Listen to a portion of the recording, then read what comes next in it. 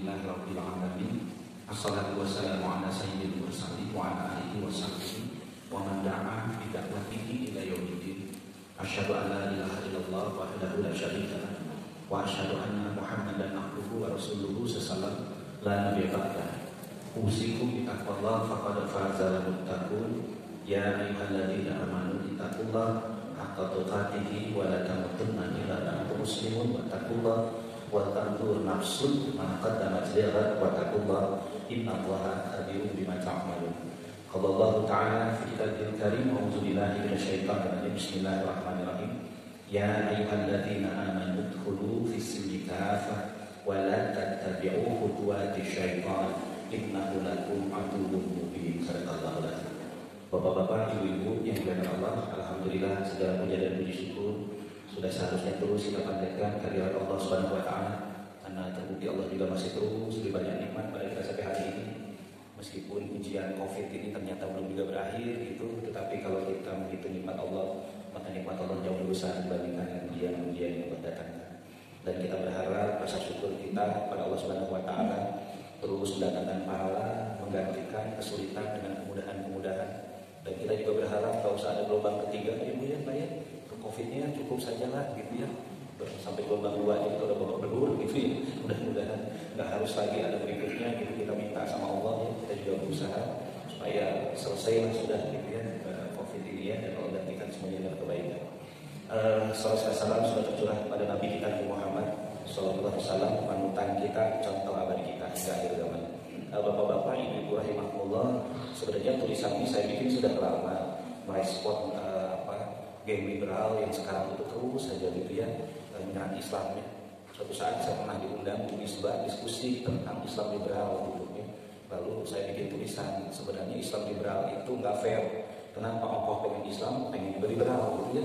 Padahal Islam sama liberalnya ya beda tuh gitu. Yang satu mah tertib gitu, yang satu mah seenaknya kan gitu. Gimana mau disatuin gitu ya.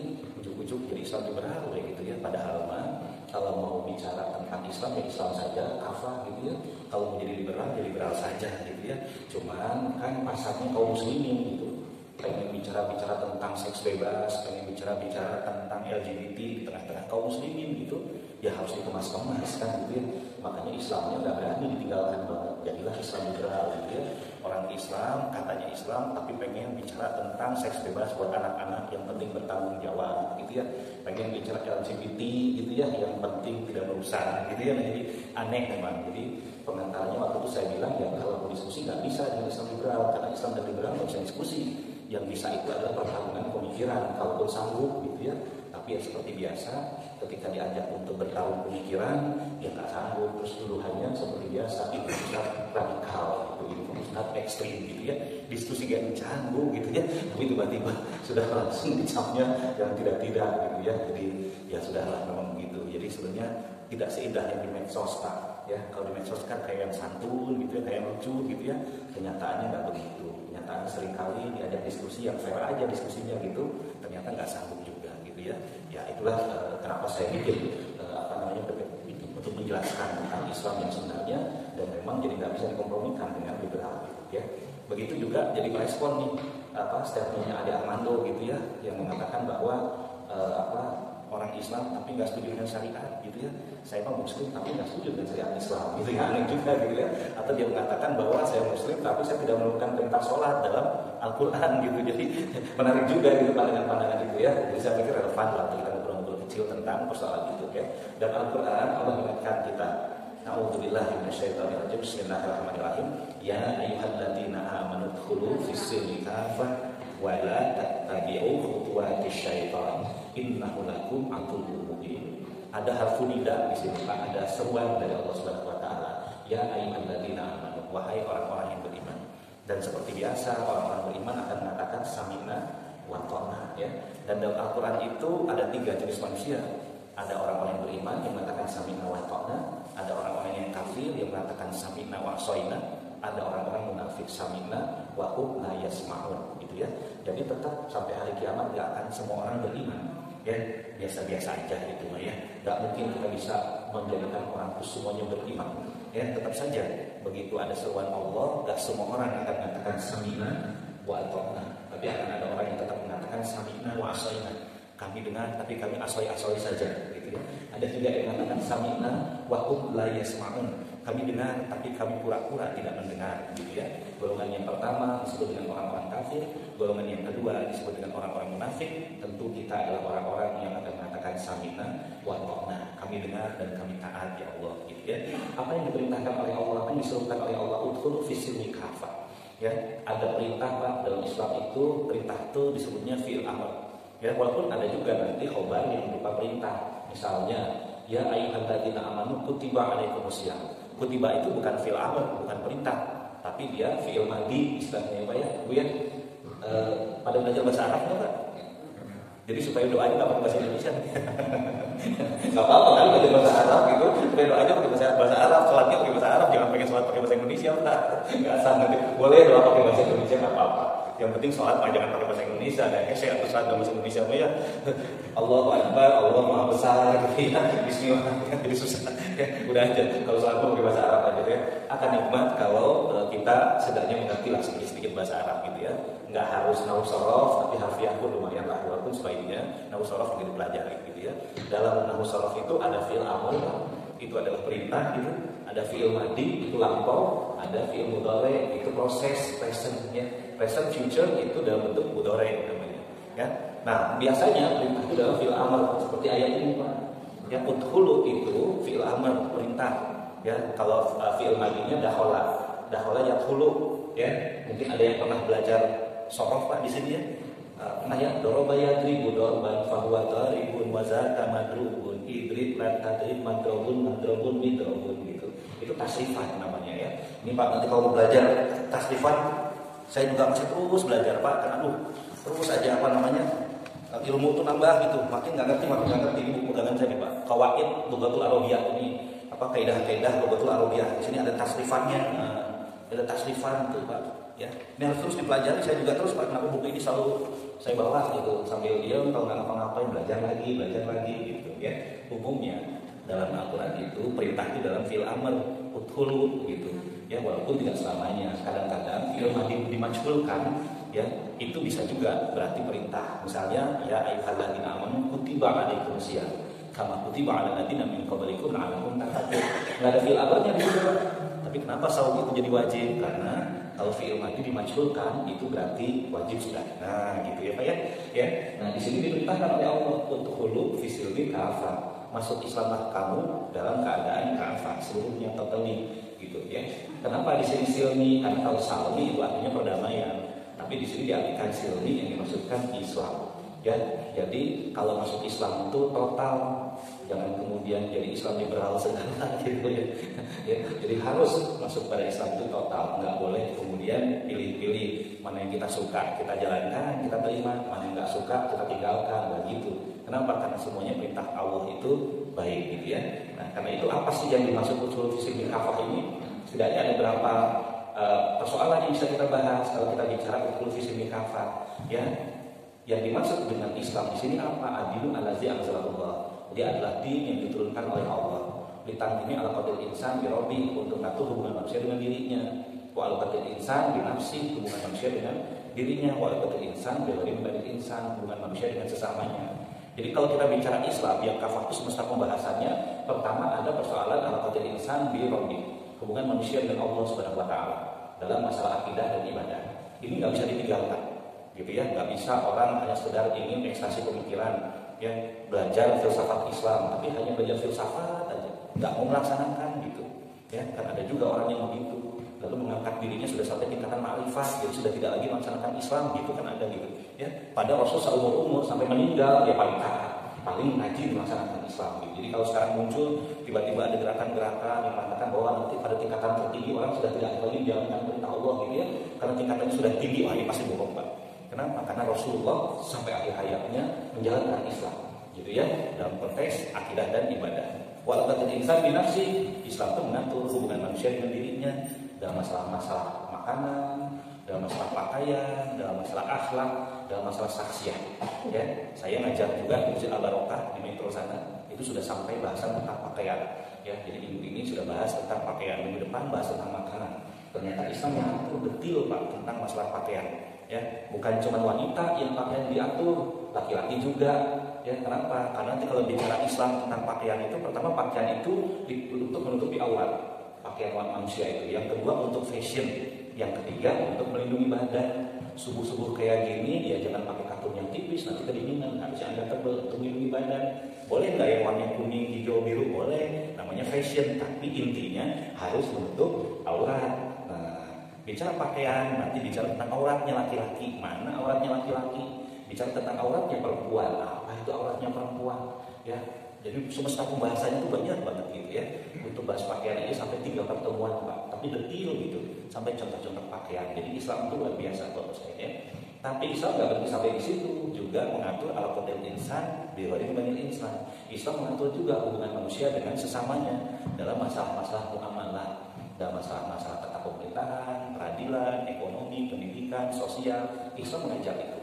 Jadi kalau bicara perintahnya utul visi kafa, semuanya harus dijalankan, nggak ada yang boleh ditinggalkan, gitu ya. Lalu apa yang dimaksud dengan Islam? Islam itu kalau kita bicara Islam, maka sumber hukum Islam itu ada 4 Pak. Ada Al-Quran, ada As-Sunnah, ada Ijma'us Sahabat, ada Qiyas. Nah sekarang kan ada gerakan besar Pak, kembali pada Al-Quran dan Sunnah, gitu ya. Sekarang itu ya di mana-mana ya. Tapi ternyata nggak cukup kalau kita bicara sumber hukum Islam, nggak cukup hanya Al-Quran dan Sunnah, masih ada ijma'u sahabat, masih ada qiyas. Kalau ijma' sahabat dan qiyas ditinggalkan, kita nggak bisa apa-apa untuk menghadapi zaman yang terbarukan. Jadi kalau ada Armando mengatakan bahwa nggak ada tuh perintah sholat 5 waktu dalam Al-Quran, betul kan? Yang ada itu perintah umum, aqimus sholat, wa'atu zakat. Tapi perintah sholat 5 waktunya di dalam sunnah. Ketika Rasul mengatakan, sholu kama ra'aitumuni usolli, salatlah kamu sebagaimana kamu lihat aku sholat. Jadi kalau kita cari sholat subuh dalam Al-Quran berapa rakaat, nggak ada memang betul. Karena adanya dalam sunnah. Dicari nih sholat duhur perintahnya dalam Al-Quran 4 rakaat. Waduh sampai asal-asal dari gue nggak akan ada gitu. Ya kenapa? Karena perintah itu adanya dalam sunnah. Jadi meninggalkan sunnah nggak mungkin bisa. Ya jadi kalau ada orang mengatakan dulu zaman saya kuliah dulu ada namanya gerakan ingkar sunnah Pak. Pengen pakainya Quran doang, nggak mau pakai hadis, nggak mau pakai sunnah. Dia bingung sholatnya gimana caranya. Zakatnya gimana caranya, hajinya gimana caranya?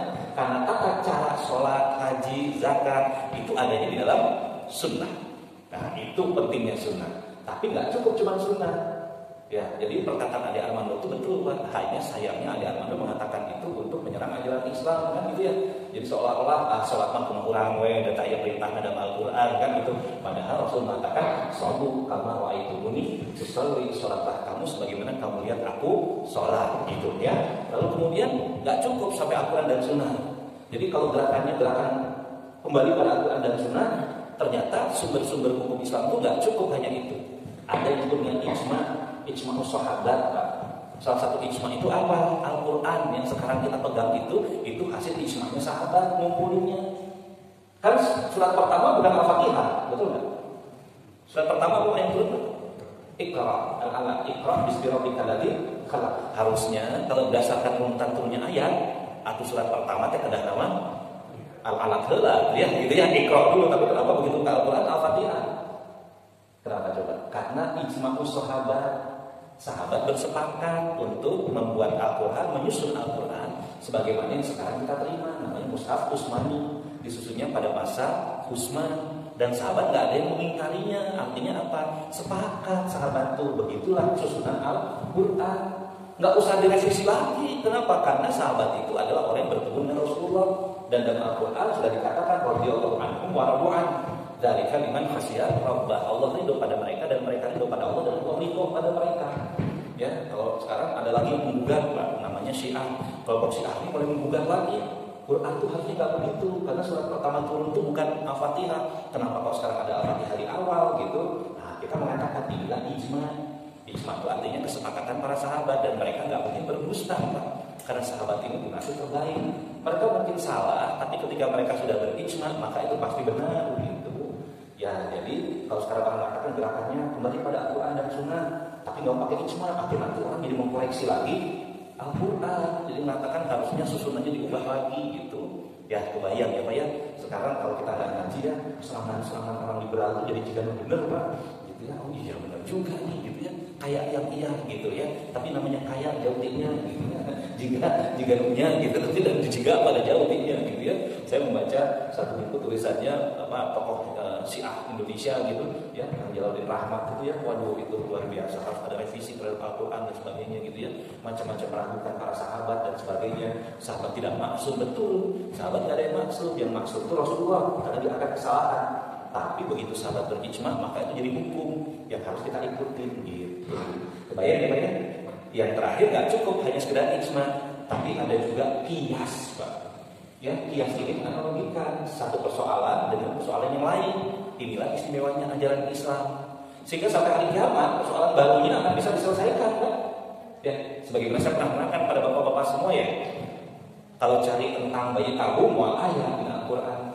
Di dalam kitab-kitab para ulama juga nggak akan ada, para imam mustahid nggak akan ada. Tapi kan butuh kepastian bayi tabung teh boleh apa enggak. Kan gitu Pak. Ya, oh ternyata digali dari Al-Quran itu. Nisa'ukum harsulakum fa'tu harsakum annasyitum. Istri kamu ladang-ladang kamu, datangi istri kamu di mana kamu suka. Gitu Pak. Ya. Boleh nggak mendatangi istri kita di dalam tabung? Boleh nggak Pak? Boleh, karena lafaznya annasyitum. Yang nggak boleh itu mendatanginya di duburnya. Yang nggak boleh itu mendatanginya ketika dia sedang mens. Ya. Tapi kalau di dalam tabung boleh nggak? Boleh, spermanya dikeluarin, ovumnya dikeluarin, disatukan di dalam tabung, terjadi pembuahan, lalu kemudian dimasukkan lagi pada rahim istrinya, brojol, budak, gitu. Kan kalau dulu kalau pengen punya anak, nikah, interkos, hamil, punya anak gitu ya. Kalau sekarang ternyata nggak semuanya interkos itu bisa menghasilkan kehamilan gitu ya. Ada suami yang saking capeknya bekerja, lelahnya bekerja, dan tensi yang sangat tinggi gitu, sehingga spermanya nggak bisa mancar. Tapi nikah, tapi pengen punya anak, gimana caranya? Sekarang ada istilah bayi tabung. Spermanya suami disatukan, dikeluarkan, ovumnya istri dikeluarkan, disatuin dalam tabung, terjadi pembuahan, jadi anak, masukin lagi ke rahim istrinya. Nanti udah itu hamil istrinya, keluar anaknya. Boleh? Boleh. Kenapa? Karena nisa'ukum harsulakum. Istri kamu adalah ladang-ladang kamu, satu harus satu anak itu. Datangi istri kamu di mana kamu suka, gitu. Tapi boleh nggak minum sperma orang lain? Gitu kan ya? Ya, gila ningali Raffi Ahmad menikah kaset, gitunya, ningali bapaknya, pas-pasan. Bisa nggak punya anak seperti Raffi Ahmad kasetnya gitu? Bisa. Tinggal beli aja spermanya Raffi Ahmad. Kang Raffi biasa tuh meser spermanya. Sabar 1 miliar. Bisa kan dikeluarkan ininya spermanya ya, disatukan dengan ovum istri kita, terjadi pembuahan, kan nggak harus interkos, nggak harus berhubungan kan? Boleh nggak? Nggak boleh. Kenapa? Karena ada lafaz nisa'ukum, istri kamu. Jadi harus dari pasangan yang sah. Nah itu adalah kias. Jadi sampai hari kiamat hukum Islamnya akan terus bisa kita manfaatkan. Kenapa? Karena lafaz-lafaz dan aturan itu terus berkembang. Kita nggak butuh liberal gitu loh. Kalau sekarang kenapa jadi sama butuh liberal? Karena penggalian hukumnya nggak ada, sehingga untuk persoalan baru gimana dicetaknya gitu. Ya sudah, pakai liberal aja gitu. Kan gitu kan? Sehingga kalau ditanya nanti jawabannya apa? Ya yang penting mah maslahat lah. Maslahat itu liberal paling jago kalau bicara maslahat Pak. Tapi dalam Islam nggak begitu. Harus ada penggalian dari nas, dari hukum. Yang jadi problem pembelajaran kita terhadap Al-Quran terhadap Islam nggak sampai ke sana. Sehingga kemudian seringkali ketika ditanya jawabannya penting mah maslahat. Padahal persoalan-persoalan baru nggak bisa dijawab dengan maslahat, harus dijawab dengan kepastian hukum, boleh apa enggak gitu. Ya, oh sekarang ternyata ada ini baru Pak. Mana saya dapat pertanyaan Pak. Adik saya itu nikah udah usianya 50 tahun, istrinya usianya 38 tahun. Ternyata susah punya anak, tapi banyak duit. Gimana? Pakai IB Pak. Ternyata sekarang ada Pak inseminasi buatan Pak. Ya, sekarang ada ya, jika sapi, ternyata ya. Kalau bapak-bapak ini pernah apa? Ternyata bisa spermanya suami dikeluarkan, nanti disuntikin gitu ke istrinya. Oh bisa ya? Iya pertanyaannya harus mandi besar nggak? Gitu. Saya tuh, ya kan? Kalau mandi besar kan kalau berhubungan, betul nggak Pak? Ya, kalau berhubungan, lalu kemudian harus mandi besar. Lalu soalnya kan mereka nggak berhubungan, harus mandi besar kan? Gimana Pak? Jadi pertanyaannya udah aneh-aneh. Saya bilang, Masya Allah, saya bilang ini suaminya harus mandi besar. Kenapa? Karena suaminya mengeluarkan sperma. Mengeluarkan sperma itu pasti harus mandi besar. Ya kan? Gitu. Istrinya gimana? Ini harus digali lagi persoalannya. Ketika spermanya disemprotkan, tapi kemudian nggak berhubungan, mereka apakah si perempuan harus mandi besar nggak gitu? Aduh, Masya Allah, saya bilang saya gali lagi masnya. Bukan jawabannya masalah atau bodoh amat. Kebayang nggak nih Pak maksudnya? Jadi udkhulu fi silmi kafah itu kita akan bisa masuk Islam secara kafah itu kalau pembelajaran kita sedetil itu. Sehingga nggak cukup selalu hanya kembali pada Al-Quran dan Sunnah. Karena kalau hanya kembali pada Al-Quran dan Sunnah, banyak sekali hal-hal yang nggak bisa kita selesaikan hari ini. Karena itu ada orang yang menolak mazhab misalnya. Loh gimana bisa menolak mazhab? Sementara kalau kita bicara hukum-hukum Islam itu sampai ke kita, itu dalam bentuk perkataan para imam-imam mazhab kepada kita kan. Sehingga kalau kita hanya kembali pada Al-Quran dan Sunnah, meninggalkan kitab-kitab para ulama, nggak bisa beramal kita. Ya, nah ini juga penting Pak. Ya, jadi sekarang orang mengatakan kembali pada Al-Quran dan Sunnah, tapi persoalan baru gimana? Pakai liberal, makanya jadi Islam liberal. Padahal nggak utuh liberal itu sama sekali karena ini kan dua pemahaman yang berbeda. Yang satu datang dari Allah, yang satu datang dari manusia biasa saja gitu. Bisa Montesquieu, bisa Adam Smith, bisa yang lain. Masa disetarakan dengan Rasulullah kan nggak mungkin. Jadi bapak-bapak, kalau kita bicara Islam kafah maka nggak bisa meninggalkan ijma' sahabat dan nggak bisa juga meninggalkan qiyas karena persoalan-persoalan baru itu butuh penggalian. Nah, disinilah kita butuh kembali para ulama, kita butuh kembali para mustahid, ya, karena persoalan terbarunya banyak Pak sekarang tuh Pak. Ya, ternyata saya juga tuh kadang-kadang keteteran Pak. Ya, saya tuh buka kelas namanya fikih muamalah Pak. Fikih muamalah itu kelas muamalah itu pesertanya ada 118 orang dari seluruh Indonesia. Waduh, persoalannya udah pertanyaannya Pak. Apalagi anak-anak muda sekarang Pak nyari duitnya kan gampang Pak. Anak-anak muda sekarang nggak kayak kita Pak. Kita mah nyari duitnya pensiunan gitu, udah aja dapat dari situ aja mencari duit lagi udah susah. Ini kayak kotak hitam gitu, mesti gimana? Mereka mah gampang. Ya karena variasinya untuk fikih muamalah itu, untuk bisnis itu udah banyak sekarang. Ada istilah dropship, ada istilah apa namanya? Ada dropship, ada grosir, ada stokis, aduh macam-macam. Begitu didalami saya lihat Pak, ternyata banyak yang menyimpang Pak, banyak yang ngaco. Ya, contoh misalnya ada cara untuk cari duit namanya Ponzi. Bapak tahu Ponzi ya? Ya skema ya Pak ya. Ponzi. Gini, Pak Ustadz nanti bayar uang hajinya cukup 2 juta aja. Pak Ustadz bayar 2 juta udah bisa berangkat. Coba bayangkan Pak, saya itu bisa berangkat 2 juta Pak ya. Gitu, Pak. Tapi Pak Ustadz bawa 50 orang jamaah Pak Ustadz. Ya, jadi saya bilang pada bapak-bapak bisa berangkat 2 juta. Tapi bapak bawa 50 orang teman-teman bapak gitu. Jadi saya 1 orang 2 juta, di bawah saya 50 orang masing-masing 2 juta. Di bawah yang 50 orang ini ada 50 lagi 2 juta. Ya Pak, terus saya bisa berangkat tuh Pak. Bebenghar sahabat. Bandar yang benar gitu. Tapi mekanisme Ponzi secara hukum nggak haram. Kenapa? Karena ada tipuan di situ, gitu. Ada akad-akad double di situ, gitu. Berkembang lagi MLM, Pak. Berkembang lagi prinsipal. Aduh, masya Allah. Saya ngajar kelas itu jadi malah bingung Pak. Kelas itu 3 bulan, seminggu sekali gitu. Pengusaha-pengusaha di seluruh Indonesia yang pengen hijrah gitu ya. Waduh, malah bingung. Kenapa? Karena banyak sekali perkembangannya. Coba kalau kita nggak paham naskah. Ya. Sekarang ini bisnis yang paling menguntungkan itu makalah Pak. Ya, samsaroh namanya dalam Islam itu. Ya, saya punya murid, ya itu, waduh Pak asetnya luar biasa. Nggak punya produk, nggak punya apa, tapi punya followers Pak 2 juta orang. Ya, jual satu produk dilemparin ke pasar, gitu direspon 10% aja sama followernya, itu udah luar biasa Pak kayaknya sekarang. Terus saya tanya jadi apa? Saya mah samsaroh kan, saya mah nggak punya apa-apa, cuma saya punya jaringan. Begitu didalami, ini mah boleh. Sebagaimana Rasulullah dulu jual barangnya Khadijah. Rasul kan nggak punya barang kan? Barangnya bukan punya Khadijah kan? Bukan punya Rasulullah kan? Tapi punya Khadijah. Oh iya, kalau ini boleh. Kenapa? Karena Rasulullah juga samsaroh namanya. Ya, lalu berkembang MLM. MLM itu apa? Ternyata samsaroh di atas samsaroh. Saya jual produknya punya orang, terus nanti saya maklarkan lagi ke orang, ke downline saya, maklarkan lagi ke downline. Loh, ternyata bukan jualan barang, tapi jualnya sistem. Oh, begitu dilihat ada simsar, samsaroh di atas samsaroh, batil Pak, nggak boleh. Nah, Kak, coba bayangin.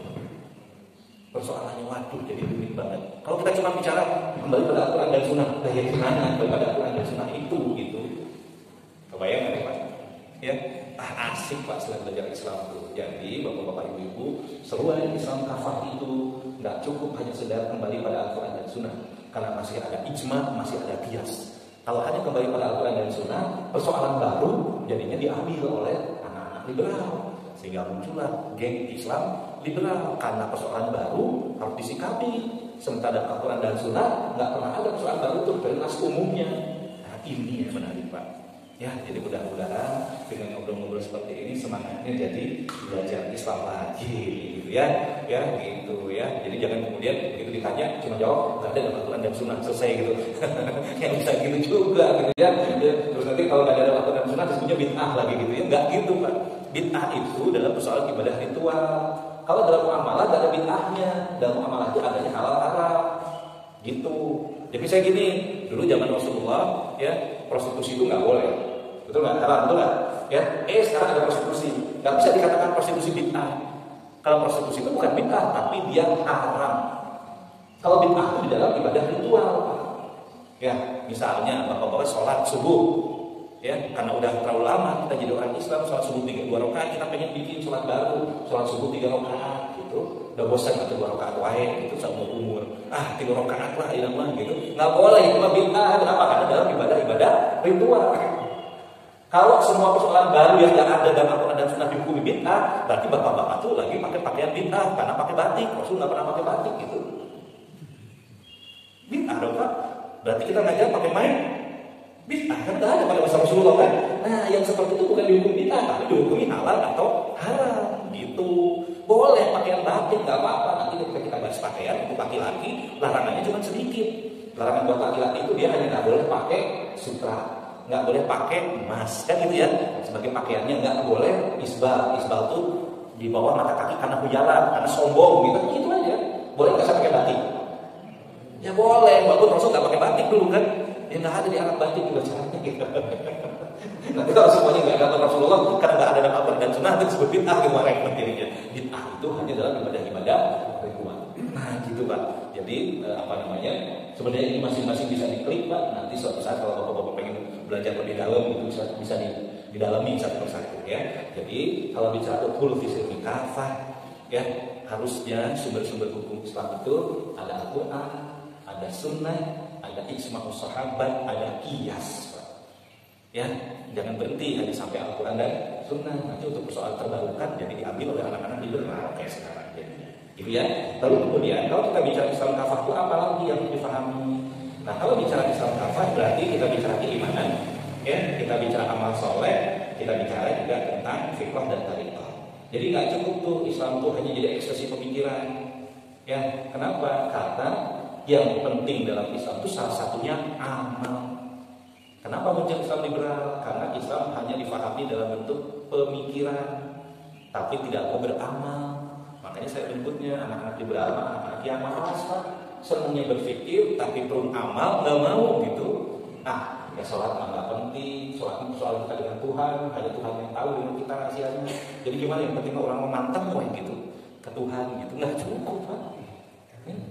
Nggak cukup. Dulu kita zamannya Pak Harto disebut dengan mimbar agama kepercayaan, gitu nggak Pak? Ya Eli loh apa namanya, Eli. Gitu ya, ingat ya kita dulu ya, zaman saya kecil tuh ya, ada tuh yang penting kita manteng aja sama Allah Eli gitu ya. Kalau nggak aman, cuma kurang gue gitu kan, ibadahnya bikin sendiri, nggak bisa. Karena dalam Islam iman itu lekat dengan amal soleh. Amal itu harus benar. Nggak bisa amal kita asal-asalan. Kenapa? Karena nanti ternyata banyak amal-amal tertolak. Ya, saya pernah bacakan bapak-bapak Quran surat Al-Kahfi sini saya. Qul hal nunabbi'ukum bil akhsarina a'malan alladzina dhalla sa'yuhum fil hayati dunya wa hum yahsabuna annahum yuhsinuna sun'a. Ulaika alladzina kafaru bi ayati rabbihim wa liqa'i fahabitat a'maluhum fala nuqimu lahum yawmal qiyamati wazna. Dzalika jazaohum jahannamu bima kafaru wa ta'khuzu ayati wa rasuli huzwa. Nanti bisa baca Quran surat Al-Kahfi ayat 102 sampai kemudian 106. Di situ Allah mengatakan, "Qul hal tunabbi'ukum bil akhsarina a'malan." Muhammad, endakkah aku beritahukan kepada engkau orang yang paling rugi amalnya? Jadi ada orang beramal, tapi dikatakan rugi amalnya. Jadi enggak semuanya amal itu diterima Allah, Pak. Ya, jadi jangan juga kemudian kepentingan niat belum tentu gitu. Niatnya benar, tapi amalnya salah, nggak diterima gitu. Sekarang kan orang selalu bilang penting orang maniat kalau gak ngerti nggak gitu nggak cukup kita ada penting maniat ya, tapi amalnya benar nggak gitu. Karena ada orang yang dia sudah beramal tapi dikatakan akhsarin amalan, khasirun itu kan rugi, akhsarin itu paling rugi amal. Kenapa dikatakan paling rugi? Alladzina dhalla sa'yuhum. Sa'anya salah, caranya salah gitu. Wahum yahsabuna annahum yusibuna sun'a. Sementara mereka menganggap bahwa mereka sudah beramal dengan sebaik-baiknya. Yusibuna sun'a. Jadi gini Pak, ayat itu terkait dengan ini yang pernah saya sampaikan di sini, Bapak-bapak saya lupa ya. Orang-orang Quraisy dulu bikin Lata dan Uzza. Ya. Bikin Lata dan Uzza itu kan beramal, nih pengen bikin Lata dan Uzza. Ya. Effortnya ada nggak? Ada effortnya. Dia kerahkan semua tenaganya, dia kerahkan semua pemikirannya untuk bikin patung yang paling indah. Kan nggak mungkin dong menyembah Tuhan kemudian yang asal-asalan gitu bikinnya, nggak mungkin. Dia bikin patung yang paling indah. Sesudah itu apa? Dia mengatakan ini patung, ini Lata dan Uzza, ini bagus banget, masterpiece kalau bahasa kita sekarang itu. Oke? Tapi kata Allah tertolak. Nauzubillah min dzalik, nauzubillah. Ya, bapak itu udah dibagus-bagus, niatnya udah benar, pakaiannya ginding udah benar, gitu ya, keren banget, gitu ya, niatnya ibadah, ayo sholat subuh, tapi dengan sarokaan. Ya nggak diterima, walaupun ada effortnya kan, bangun subuh, wudu, dingin-dingin gitu ya. Kalau bahasa amal, sarokaat tuh bapaknya. Diterima oleh Allah kan? Enggak. Jadi nggak bisa kita hanya mengatakan bahwa ada penting sama niat. Pahala hukum Allah. Loh, justru pahala itu ditunjukkan oleh Allah dari kebenaran amalnya supaya dapat pahala. Karena itu nggak cukup Islam itu hanya dipelajari. Kalau bahasa sholat gitu. Ya, sudah belajar. Kalau bahasa sahur nggak mau gitu. Hasil belajar, kalau pakai nama orang, nolak gitu, nggak bisa. Kenapa? Karena iman itu lekat dengan amal soleh. Sampai dikatakan wal asri innal insana lafi khusrin illal ladzina amanu, kecuali orang-orang yang beriman, ya wa amilun sholihan. Wawunya itu kan wawu atof, Pak. Wawu atof itu bukan pilihan, tapi dia menyertai beriman dan beramal soleh. Wa tawassaw bil haq wa tawassaw bis sabr. Saling ingat-ingatkan dengan hak, saling ingat-ingatkan dengan kesabaran. Jadi bapak-bapak rahimahumullah ya, kenapa muncul Islam liberal? Karena malas untuk beramal, hanya sekedar jadi ekspresi pemikiran di Islam ya. Sampai kan sekarang akhirnya masuk ke dimensi berdiskusi tentang Allah, betul nggak? Ya, sekarang jadi saking asiknya pemikirannya mulai merumuskan Tuhan teh ada apa enggak? Sampai ada yang mengatakan bahwa Tuhan aja nggak pernah declare dalam Al-Quran dirinya ada. Bagaimana kita mengatakan ada gitu? Ya udah aja, pokoknya asal yakin ada Tuhan, yakin. Untuk yakin akan Tuhan nggak pernah ada. Nggak gitu dalam Islam tuh. Ya dalam Islam tuh ketika dikatakan Qul huwallahu ahad, Allahus samad, lam yalid walam yulad walam yakul lahu kufuwan ahad. Jadi ketika mereka bertanya Muhammad, Allah itu siapa? Langsung Allah sendiri yang menurunkan ayat, katakanlah Muhammad huwallahu ahad, dia Allah yang satu. Jadi menggunakan domir huwa itu menunjukkan bahwa apa? Dia ada gitu. Bukan nggak ada, jadi bukan konsep lah Allah itu. Baik nggak? Allah itu bukan kalau kamu yakin Allah ada, kalau kamu tidak yakin maka Allah tidak ada, gitu. Bukan gitu. Ketika dikatakan qul huwallahu ahad, Allah itu pasti ada. Ya, hanya kenapa kita nggak bisa melihat? Karena Allah mengatakan walam yakun lahu kufuwan ahad. Kalau kita bisa melihat Allah, hilang sifat-sifat ketuhanannya, jadi sama dengan makhluk. Gitu kan? Kebayang nggak? Jadi kalau ada orang yang mengatakan Tuhan itu nggak pernah ada sebenarnya, dia hanya hayalan manusia aja di dalam benaknya, gitu ya. Esensinya nggak pernah ada zatnya, gitu. Waduh, berarti nggak pernah baca qul huwallahu ahad. Allahus samad, lam yalid wa lam yulad wa lam yakul lahu kufuwan ahad. Ya, karena itu betul Pak. Waktu saudara-saudara kita bikin masjid di Jepang, di Korea, bikin masjid ya, dibantu sama mereka secara finansial. Hanya mereka bertanya, ngapain bikin masjid kalau Tuhannya nggak kelihatan, gitu. Butuh duitnya, kami bantu. Kami akan bikinkan Tuhan dari emas, uangnya kami akan kumpulkan, gitu. Kenapa? Karena semua agama selain Islam, ketika sudah mulai disimpangkan oleh pengikutnya, Tuhannya harus diwujudkan. Ya, Uzair mengatakan, Yahudi mengatakan Uzair anak Tuhan, mulai ada muncul Tuhannya. Orang Nasrani mengatakan Isa anak Maryam anak Tuhan, muncul Tuhannya. Semua agama selain tauhid yang berlari dari tauhid meninggalkan tauhid, tiba-tiba harus mewujudkan wujud Tuhannya. Ya Pak ya, kebayang ya, kalau ada wujudnya, digambarkan Allah, ternyata kulitnya hitam, orang Eropa protes. Nah, Tuhan teh hidup, udah kudu nama bule, Pak. Begitu diwujudkan Tuhannya bule, orang Afrika rame Tuhan bule mah kudu ada ide gitu. Ya kan? Ya, sekarang ada protes besar-besaran ya dari para pendeta di Afrika ya. Kenapa? Karena Isa Al-Masihnya lebih banyak dipopulerkan dalam bentuk kulit putih. Mereka sekarang bikin Isa Al-Masihnya dalam bentuk kulit hitam. Kenapa? Karena dianggap nggak adil dong masa Tuhan kulit putih.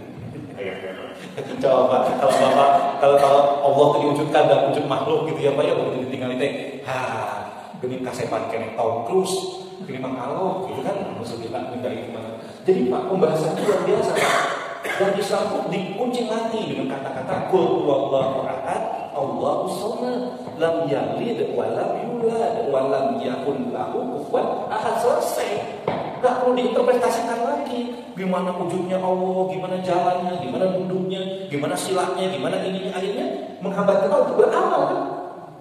Hanya sekedar ekspresi, bicara tentang Tuhan yang diinterpretasikan masing-masing. Padahal orang-orang Baduy aja nanya ke Rasulullah, mana Allah? Rasul gampang aja mengatakan, kalau ada kotoran onta berarti ada ontanya. Sederhana kan? Kalau ada makhluk berarti ada penciptanya. Kan sederhana banget dalam Rasulullah itu. Dan kalau pencipta jadi sama dengan makhluk, dia kehilangan sifat sebagai pencipta. Selesai. Mereka gak pernah pengen Allah diwujudkan. Ya anak-anak liberal aja sekarang tiba-tiba begitu kan? Kenapa? Datang baca Quran gitu. Padahal ketika dikatakan qul huwallahu ahad, selesai. Allah itu pasti keberadaannya. Nah, jadi bapak-bapak ya, rahimahumullah, kalau kita bicara Islam itu kan dengan iman dan amal saleh. Enggak bisa kita pengen beriman tapi enggak mau beramal. Wayang. Ya. Nah, gitu ya. Yang terakhir, kalau kita bicara tentang usul fikih kafah, kita bicara akidah Islam, kita bicara syariat, dan kita bicara tentang khilafah sebagai pilar, ya, utama tegak sempurna Islam. Gitu. Ini mungkin kita dalami dikit ya Pak ya. Apa yang dimaksud dengan syariat? Kalau kita bicara syariat, maka kita bicara tentang yang dimaksud syariat itu adalah sesuatu yang mencegah. Jadi kalau kata Ade Armando, dia mengatakan tidak percaya pada syariat Islam, ya pantas aku percayanya tentang LGBT gitu ya. Percayanya sama gaul bebas gitu ya. Kemarin saya diminta untuk kasih statement Pak terkait dengan undang-undang Menteri Pendidikan ya nomor 30 gitu ya. Ya ternyata isinya jadi melegalkan zina. Coba bayangkan. Yang nggak boleh itu kalau ada paksaan Pak. Kalau nggak ada paksaan boleh Pak. Boleh. Gitu sekarang tuh boleh Pak. Alhamdulillah dari itu mana ya. Bahkan saya baca ada statementnya seorang dokter Pak. Ya, katanya mewakili Islam gitu ya, mengatakan bahwa salah satu terapi untuk mencegah COVID bagi anak muda itu ada adu seks Pak. Karena orang stres katanya udah ada COVID, sehingga relaksasinya gimana? Do seks Pak. Ya, do seks Pak, apa seks Pak? Gitu. Seks bebas. Gitu. Sampai begitunya Pak, coba bayangkan Pak. Dan ini ngomongnya dokter gitu. Bayangkan, mewakili komunitas Muslim lagi Pak. Masya Allah. Gitu ya. Sampai para netizen itu mengatakan ya kalau gitu nanti Anda bisa menyaksikan anak Anda berzina dan Anda nggak boleh protes gitu ya. Nanti kalau anak perempuan Anda berzina ya Anda nggak usah protes. Coba ya kenapa? Karena ya memang mereka menolak syariat dan syariat itu intinya perintah dan larangan. Kalau bicara syariat itu ya ini harus dipahami. Kalau bicara syariat pasti ada perintah. Kalau bicara syariat pasti ada larangan. Dan itulah esensinya hukum kan dalam Islam. Dan itu datang dari Allah. Karena itu definisi yang lain tentang syariat itu dikatakan bahwa syariat itu adalah khitabullah muta'alaqa bi af'alil mutakalifin bi iqtida'i wa tahyiri al-wad'i. Jadi yang dimaksud dengan hukum syariat itu adalah khitabullah, sebab Allah. Ya, al-muta'alaqi yang terkait bi af'alil mutakallifin. Amal-amalnya para mukallaf, kita itu mukallaf. Bi iqtida' ya dengan tuntutan, awi tahyir atau pilihan, awi wad'i atau kondisional. Atau untuk penjelasannya ini Pak, ini lebih mudah difahami. Yang disebut dengan hukum syar'i itu atau syariat itu apa? Khitabus syar'i muta'allaqi bi af'alil ibadi bi iqtida'i abi tahyiri awi wad'i. Yang dimaksud dengan syariat itu apa? Sesuai membuat hukum syariat. Ya. Jadi kalau kita bicara hukum syariat itu pasti ada rujukannya. Muta'allaqu bi af'alil ibadi terkait dengan perintah terkait dengan amal-amal manusia hamba. Ya, bil ibtida awil akhiri awil waqi'. Penjelasannya gimana? Gini Pak, ini penjelasannya. Kalau kita bicara tentang perintahkan. Yang dimaksud dengan syariat itu pertama khitabus syar'i. Kenapa disebut khitabus syar'i? Karena ya sumber pengambilan syariat Islam itu bukan hanya Al-Qur'an dan Sunnah, tapi juga ijma' sahabat dan qiyas, Pak. Ya. Nanti terkait misalnya gini Pak, kita butuh salah satunya qiyas itu Pak. Ya. Perempuan itu harus menutup auratnya. Betul ya? Aurat wanita itu apa? Kan pertanyaan gitu, ya. Betul? Maka dalam Al-Quran dikatakan seluruh aurat wanita itu, seluruh tubuh wanita itu aurat illa wajhu wa kafain, karena dikatakan illa ma zaharu minha. Ya, dia menutup semua auratnya illa ma zaharu minha, kecuali apa yang bisa tampak darinya. Nah, yang biasa tampak itu apa? Dari wanita itu gitu. Nah, penegasan illa ma zaharu minha itu dijelaskan oleh para Imam Mazhab. Kalau kata Ibnu Abbas yang dimaksud dengan illa ma zaharu minha, seluruh tubuhnya ada aurat kecuali yang biasa tampak. Ibnu Abbas mengatakan illa wajhu wa kafain, kecuali muka dan kedua telapak tangan. Jadi kalau kata Ibnu Abbas, perempuan itu nggak apa-apa keluar rumah kecuali yang tampak hanya muka dan telapak tangannya. Tapi kalau kata Imam Syafi'i beda. Imam Syafi'i mengatakan illa ma zaharu minha itu apa? Kecuali yang biasa tampak darinya apa? Ya sebatas matanya. Maka mazhab Syafi'i itu mengatakan bahwa apa? Seluruh tubuh wanita itu adalah auratnya, termasuk muka dan telapak tangan. Makanya kalau kita mengatakan mazhab Syafi'i, gimana perempuan itu harus pakai cadar? Namanya niqab. Kenapa? Karena seluruh tubuh wanita itu auratnya. Kebayang kan Pak? Jadi kalau ada perempuan pakai cadar, kemudian kita mengatakan, oh teroris lu gitu. Ini justru mazhab Syafi'i menentang itu. Kalau kita mengatakan bahwa mazhab kita Syafi'i di Indonesia, harusnya istri-istri kita bercadar dong gitu. Karena mazhab Syafi'i menentangkan itu. Tapi mazhab yang lain ikutnya pandangan Ibnu Abbas bahwa ila mazhab minha itu seluruh tubuhnya kecuali muka dan telapak tangan. Jadi kalau mazhab itu mengatakan apa? Enggak harus wanita itu menutup muka dan telapak tangan. Jadi kalau gitu Taliban gimana dong? Ya enggak apa-apa, karena Taliban ngambilnya pandangan Imam Syafi'i. Kita marah dengan mengatakan Taliban itu teroris. Tuh lihat perempuan-perempuannya pakai niqab. Kudu ngerti Pak. Oke, aurat laki-laki apa? Antara pusat dan lututnya. Maka dikatakan ma baina, apa yang ada di antara pusat dan lutut. Yang jadi masalah ma-nya apa? Imam Mazhab dari pandangan tentang itu. Imam Syafi'i mengatakan disebut ma itu adalah seluruhnya antara pusat dan lutut. Berarti kalau bapak-bapak korpek keluar rumah lalu kemudian paha katingaliku orang lain gitu ya mos-mos buluhna, boleh nggak? Nggak boleh. Bapak nampak cangcut doang, boleh nggak? Nggak boleh, dosa. Bapak aku sepak bola sama tenis sama bulu tangkis, taruh mos-mos kemana-mana paha, nggak boleh. Kenapa? Karena kata Imam Syafi'i, apapun yang di antara pusat dan lutut haram kelihatan. Makanya kita kan kalau orang Indonesia kayak ihramnya panjang kan? Benar nggak? Kayak ihram kita panjang kan kalau orang Indonesia? Tapi mazhab yang lain, mazhab Hanafi mengatakan yang dimaksud dengan mabaina pusat dan lututnya itu adalah auratul kubroknya, entuknya gitu, kemaluannya aja gitu. Sehingga gimana? Sehingga kalau paha kelihatan gimana? Boleh nggak? Boleh, karena auratul kubroknya hanya kemaluannya. Makanya kalau kita umroh, coba kita lihat yang dari India, yang dari Pakistan kan kayak di Ramadan ronok, betul nggak? Begitu dulu kayak paham apa mana tinggalin buluna gitu. Dan buat mereka mah boleh. Nah kan kita harus ngambil satu keputusan. Mau ikut siapa? Nggak bisa pun ke olahraga banyak ikut Imam Hanafi gitu.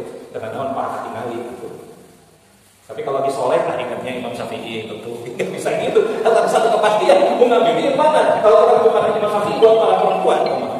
Buat para perempuan kita mau ngambil pandangan Imam Syafi'i berarti kemana-mana harus pakai cadar. Tapi kalau laki-laki mau ngambil pandangan Imam Syafi'i, korpek nggak boleh pakai celana pendek, itu dosa gitu. Nggak boleh baju-baju main bulu tangkis main tenis tiba-tiba ketinggalan berpaha, nggak boleh. Minimal celana short gitu kan. Setidaknya betis lah tertutup, yang penting lutut nggak kelihatan. Nah ini kan hukum Bang.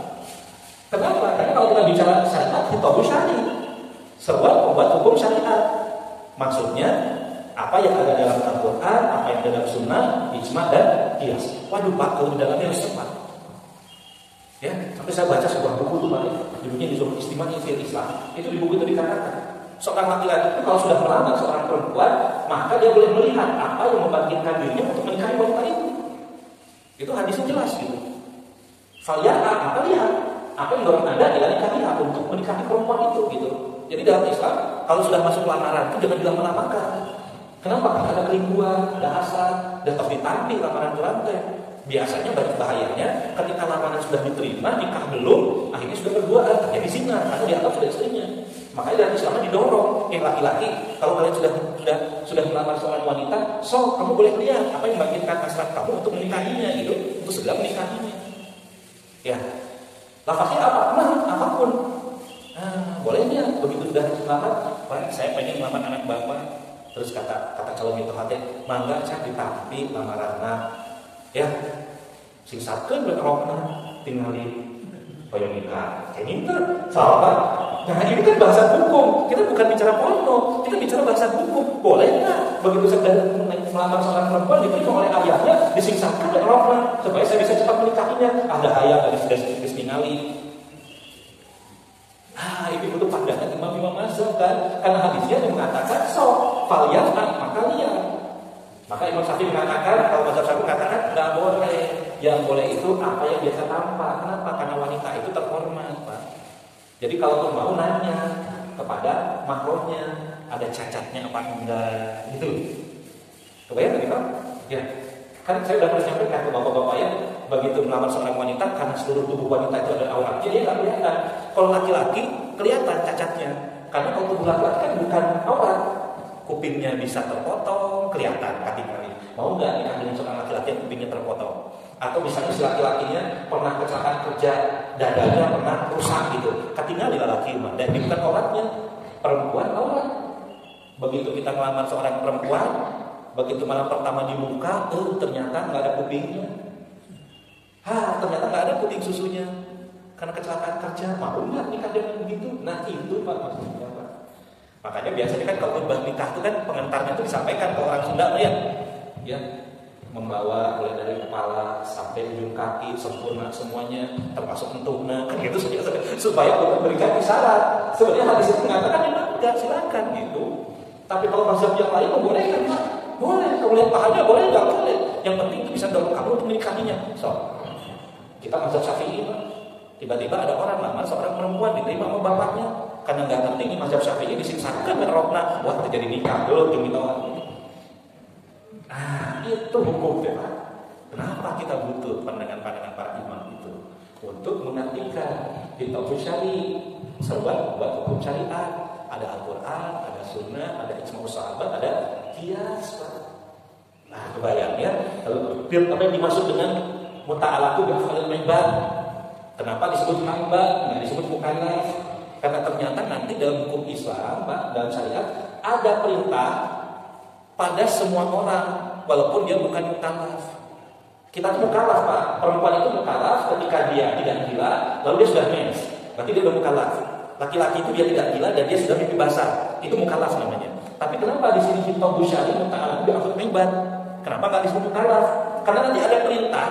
Yang perintah itu harus dijalankan walaupun orang itu belum mukallaf.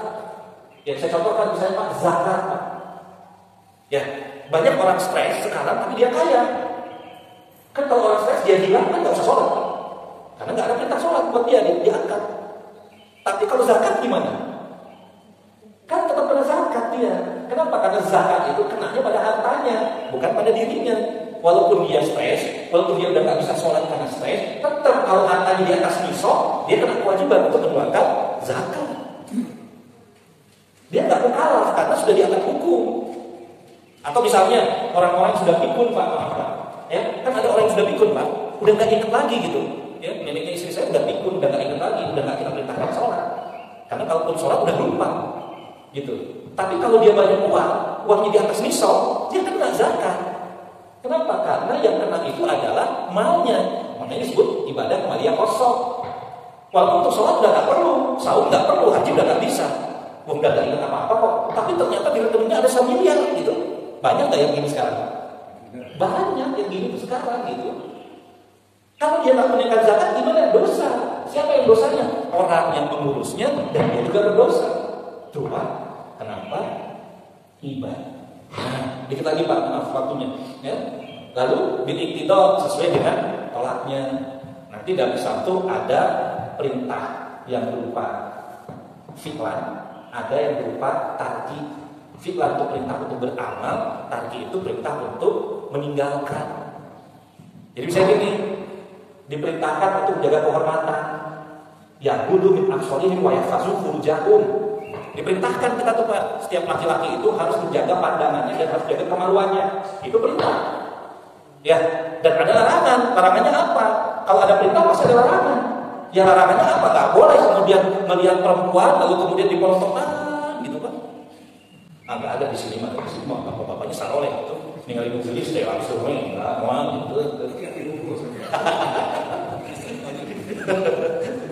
Dalam Islam kalau kita melihat perempuan boleh nggak? Boleh untuk identifikasi. Tapi bukan kemudian melihat perempuan dipolototan jika lagi gratis. Udah ya gudu min absarihim, palingkan pandangannya. Wa yafasuhu jauh, jaga farjinya, jaga kemaluannya gitu. Ya kan itu ada perintah dan ada larangan. Gak bisa begitu. Jadi kalau orang nggak mau dilarang, zina nggak mau dilarang, LGBT nggak mau dilarang dengan alasan kebebasan, gitu, ya jangan tidak situ, gitu. Padahal dalam Islam pasti ada perintah dan pasti ada larangan. Perintahnya menjaga pandangan, larangannya nggak boleh kemudian melototan perempuan, gitu, dan harus jaga kemaluannya, nggak boleh kemudian kemaluannya ditampakkan pada orang lain. Sebagai kasih mengatakan nggak boleh kita melakukan masturbasi, gitu. Kebayang nggak? Karena ada perintah, ada larangan. Perempuan juga gitu. Ya muda bin absarihina wa yahfazna furujahum. Jaga pandangannya, jaga juga farjinya, kemaluannya, gitu. Itu perintah. Sehingga perempuan nggak boleh juga mandangin laki-laki dia bukan laki gitu. Makanya sekarang banyak laki-laki yang kecantilan ya. Gara-gara six pack gitu kemana-mana jadi dia nggak tinggali gitu banyak. Sekarang tuh anak-anak muda tuh laki dia aneh Pak, pakai blue jeans ya, si pinggangnya tuh di bawah tuh gini. Jadi dia merosot pakai celana aja. Gitu, giliran jongkok ketinggali belakang, maaf bujurnya tuh ya, belakangnya tuh ya, nah itulah laki kok masih gitu, ya, jadi lari dua kira laki kayak zaman ini gitu. Ternyata saya punya murid pengajian dia bilang gitu, Pak Ustaz, ada perempuan juga resep aku dengerin gitu.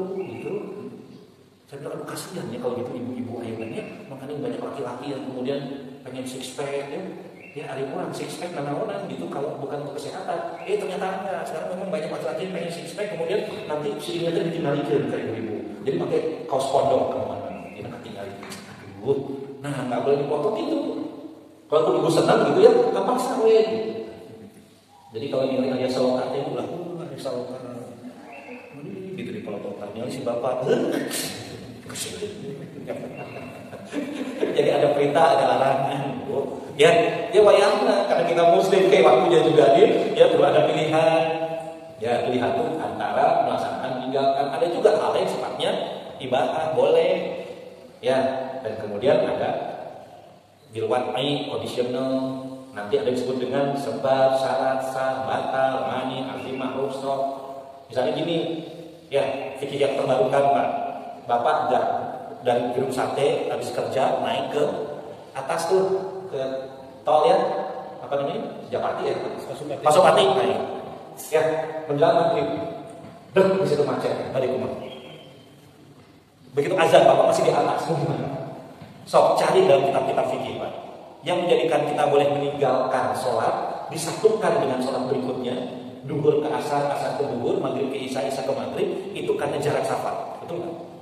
Ya, dan jarak safar itu 85 kilo kira-kira perjalanan ya. Nah, ini kan belum juga 8 kilo, belum juga 85 kilo. Baru 5 kilo keluar dari gedung sate, rumah di Cimahi gitu, di atas sudah start, udah azan maghrib. Boleh nggak maghrib disatukan dengan isya? Berarti nggak kebayang kan? Itu yang disebut dengan kondisi itu.